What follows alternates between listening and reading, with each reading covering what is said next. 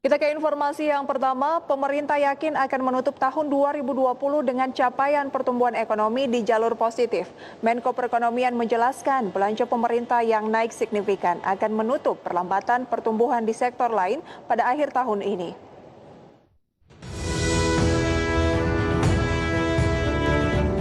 Pemerintah memastikan pertumbuhan ekonomi di kuartal keempat atau akhir tahun 2020 masih bisa berada di zona positif.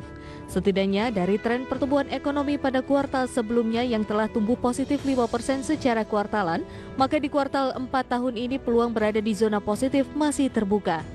Menko Perekonomian Erlangga Hartarto menjelaskan, salah satu peluang positifnya ekonomi berasal dari belanja pemerintah. Jika kuartal sebelumnya belanja pemerintah mampu tumbuh positif lebih dari 9%, maka di kuartal keempat ini diharapkan belanja pemerintah juga akan meningkat signifikan.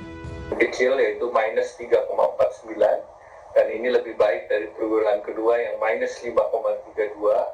Dan secara kuartal untuk kuartal kita tumbuh sebesar 5,05%, sehingga tentu kita berharap bahwa apabila pertumbuhan ini kita pertahankan, maka kita melihat di akhir kuartal keempat akan terjadi mendekati nol atau bahkan bisa menjadi positif.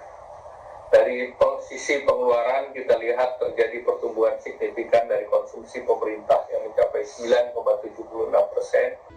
Di sisi lain, beberapa lembaga keuangan internasional seperti Asian Development Bank memperkirakan pertumbuhan ekonomi Indonesia tahun ini masih berada di zona negatif.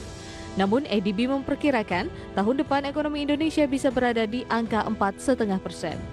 Dari Jakarta, Raharjo Patmo, IDX Channel.